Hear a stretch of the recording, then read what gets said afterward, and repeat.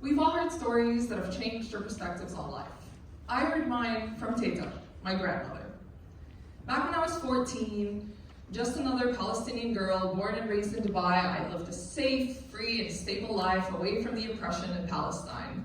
So I had a lot of time and space to think and fantasize about love stories. I interrogated everyone in our family. I even rated them. The lame arranged marriages and the cute romantic ones. But my mom always warned me never to ask Teta, my grandmother, about her love story. So of course, as a 14-year-old having never met my grandfather, I was so curious. So I waited for this one day when Mom left Grandma and I alone, and I ran to Teta. Teta, what was your love story with Sido? I asked. Sadness washed over her face, eyes sparkling as she said, Sido was not the love of my life. Ahmed was. Who's Ahmed? I asked.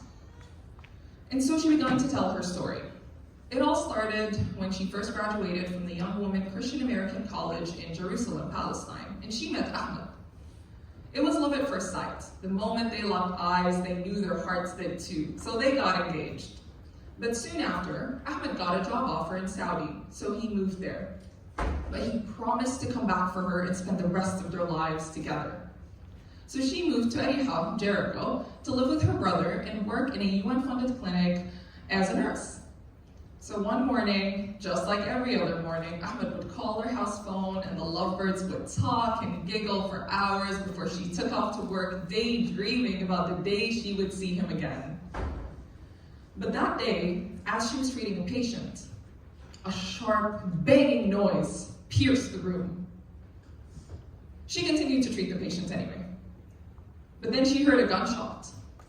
And before she could even react, she heard two more go off. And so she started running, following the sounds of screaming mothers and crying babies before she was ambushed by two huge soldiers, armed to the teeth, the Israeli occupation forces. You must leave here now or you will end up like them, said the soldiers. He used his gun to point at a patient he had just shot. Her heart dropped to her stomach as she said, I will not leave my home. And a cruel smirk twisted the soldier's lips as he said, yeah, you can come back after the war, but now you must go. And so she ran home furious. She ran to her brother's home, and her brother and his family were ready to go. So she locked their house door and held on to the key in hopes of returning. But at that point, all they could do was join the thousands of Palestinians as they walked and walked and walked. For 10, 20, and 27 hours later, they made it to Jordan, a school in Jordan, a school for a refugee camp, where they shared a classroom as their home with 4 other families for days. No mode of communication, no personal belongings, no personal space. And of course, through all this, all she could think was, how must Ahmed feel not knowing if I'm even dead or alive right now? At this point, she had other brothers who lived in Kuwait, so they offered to come and pick her and her family's brother up, move them to Kuwait for a new life away from this oppression. No, I will not leave.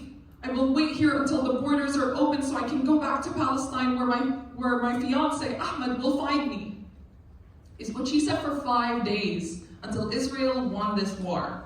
And they seized control of the borders to Palestine, closed them permanently, not allowing them to go back. The Palestinians who persisted attempted to swim across the Jordan River, but they didn't make it. They drowned. At this point, she knew she had no choice. She had no choice but to go to Kuwait with her brothers, and so she did. But soon after, her brothers arranged a marriage for her, with a man she did not know, let alone love. And she refused 4 times until this man threatened to kill himself if she did not marry him. So with societal pressure on women, especially displaced ones, in 1967, she had no choice but to marry him. At first, she didn't love him, but she slowly started to. And when they had kids, their love grew even stronger. But when my mom and her twin were only 2 years old, he was diagnosed with cancer. She stood by his side for 2 years as he was hospitalized, but then he passed away. What? So you never remarried? I asked. She took a moment there, wiped the tears that were rolling down her cheeks as she said, "One heartbreak was hard enough, but 2 completely shattered me." And that was her story. I was at a loss for words. Thousands of thoughts racing through my mind as I wondered, is this the reality of a Palestinian woman? Is this her struggle and the world continues to turn a blind eye? Will I grow up to have a sad story, a sad love story like Teta? Is all I could think. But then reality hit me like a truck. And I realized here I was, thousands of miles away from the oppression in Palestine. And with that realization, I wondered, will I even get a chance to cross paths with a Palestinian man, let alone fall in love with one or share in a love story of our own? Thank you.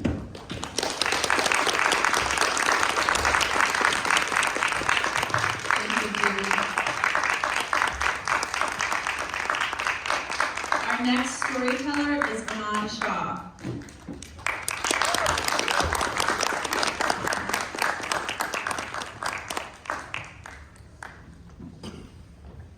Dim lights, brick walls around me, 2 margarita slices just waiting for me on the table. But all I could focus on was this piece of paper next to me. New York Knicks, Brooklyn Nets, 7:30 p.m., Madison Square Garden. You see, Knicks tickets have always been expensive, so just the idea of me, Aman, going to a Knicks game, impossible. All until February 13th, 2023. It was my 18th birthday, and I was gifted 1 single Knicks ticket by my parents. Quickly, I left the pizzeria to catch the E train straight to downtown Manhattan. As I heard the conductor say, "The next stop is 34th Street, Penn Station," my stomach tightened. I don't know what to expect whatsoever upon physically being at a game after 7 years of watching behind the screens. As I left the station, amidst all the tall skyscrapers, I saw this one round building, orange and blue lights around it. I was at Madison Square Garden, at the Garden. In utter disbelief, I entered the arena. Unfortunately, on the way towards my seats, the 3 flights of escalators I had to take never seemed slower. I mean, my parents didn't spend this much money just for me to be staring at these walls all night long. Finally freed from the escalators, I could start walking towards my seats, but I kept pinching myself. I've never been around this many Knicks fans, ever. And throughout my life, there hadn't been many places where I instantly felt like I fit.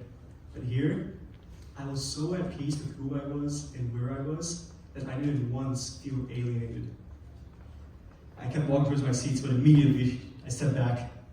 I saw a bright, hardwood court with the Knicks logo plastered on the center of it. I was in disbelief.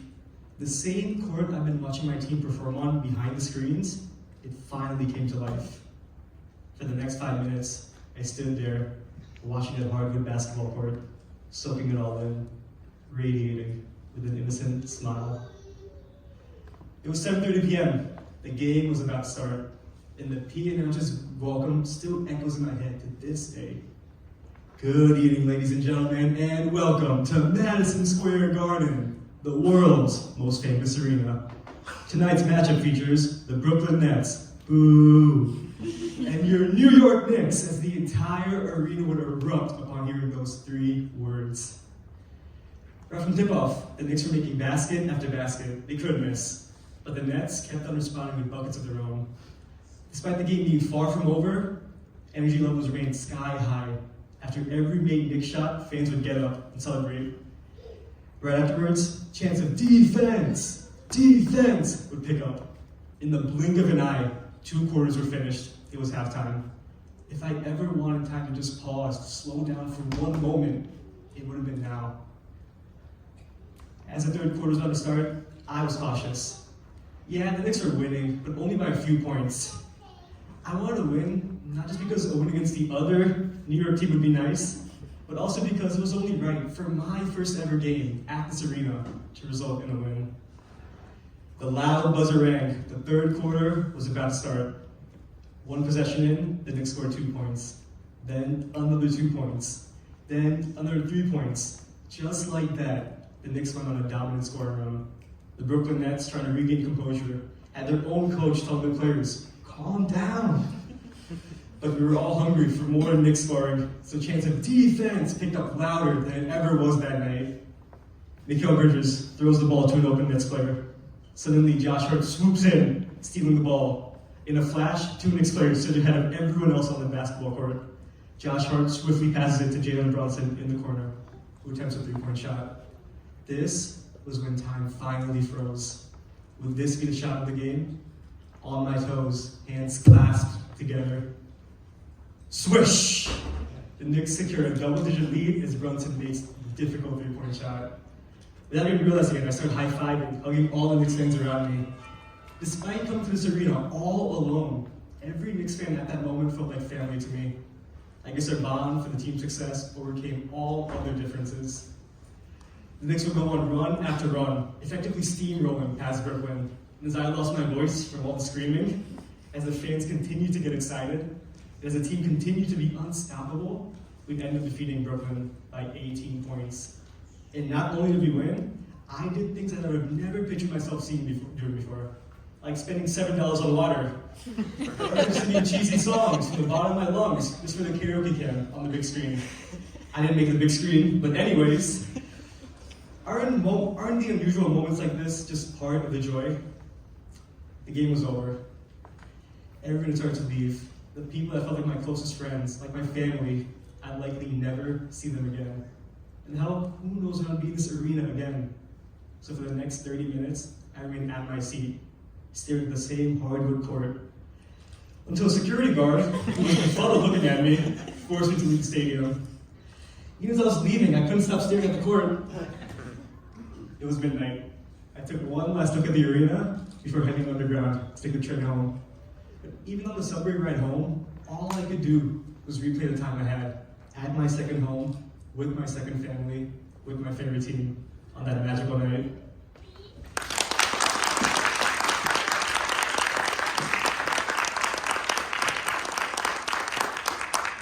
Thank you, Aman. And our final speaker is Alex Bieber.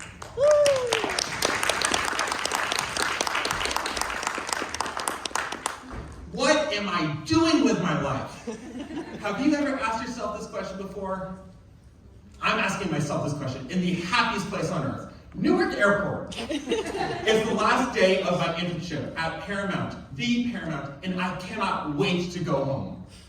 I get to the airport 7 hours early because I want to make sure I don't miss my flight. Airport dad's got nothing on me. I arrive with my entire life packed in 2 suitcases. I put one of them on the luggage scale. It's 55 pounds. What am I doing with my life? Why can't I have just packed a little bit better?